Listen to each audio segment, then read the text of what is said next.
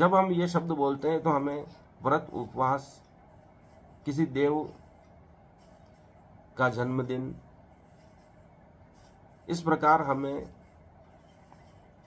भगवान विष्णु, लक्ष्मी इत्यादि देवी देवता इन अंकों में नजर आते हैं, क्योंकि उनको ऐसे ही व्रत उपवास से जोड़ा गया, पूजा से जोड़ा गया, त्योहारों से जोड़ा गया है, उत्सव से जोड़ा गया है, ताकि हमें ये अंक उत्सवमय लगने लगे, प्रिय लगने लगे, उनसे जुड़ी हुई भावनाएं हमें महसूस होने लगी।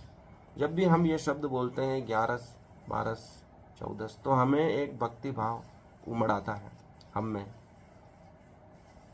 वही मैं तो हमें आज समझना होगा कि अंक जो है कुछ न कुछ भावना प्रकट करते हैं, कुछ परिणाम प्रकट करते हैं। उनको एक भी अंक को आगे पीछे लिखने से उसका क्या महत्व घट बढ़ जाता है, उसका महत्व हमें भारतीय संस्कृति अच्छी तरह सिखाती है।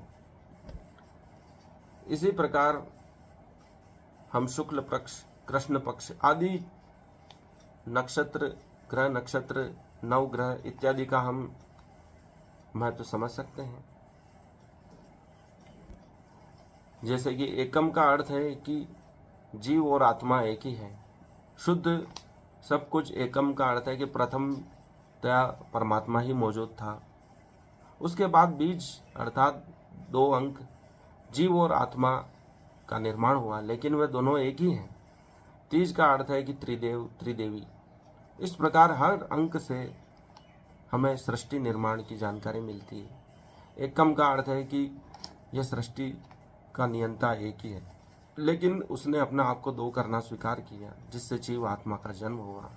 लेकिन इसका संचालन कौन करेगा, उसके लिए त्रिदेव बनाए गए हैं, ब्रह्मा, विष्णु, महेश। और उनको शक्ति कौन प्रदान करेगा, पार्वती, सरस्वती और लक्ष्मी देवी। पार्वती तपस्या का स्वरूप है, सरस्वती ज्ञान का स्वरूप है, लक्ष्मी धन संपदा का स्वरूप। इस प्रकार जो जो हम आगे बढ़ते हैं, यह अंक हमें सृष्टि के विस्तार के महत्व को समझते हैं। और यह सृष्टि अनंत है, इसलिए अंक भी अनंत है, और यह गणित भी अनंत है, अर्थात गणित परमात्मा के स्वरूप को सिद्ध करने का प्रयास कर रही है। इसलिए गणेश चतुर्थी की सभी को पुनः हार्दिक शुभकामनाएं। गणेश जी के जीवन से हमको सीख लें, और इस उत्सव को हम जो कुछ दिनों तक चलने वाला है, इसको आनंद पूर्वक मनाएं। इसके हर क्षण को हम महसूस करें, इसकी पवित्रता का आनंद लें, भक्तिमय वातावरण का आनंद लें, परमात्मा के रस में डूब जाएं। धन्यवाद। इस वीडियो को लाइक करें, चैनल को सब्सक्राइब करें, शेयर करें।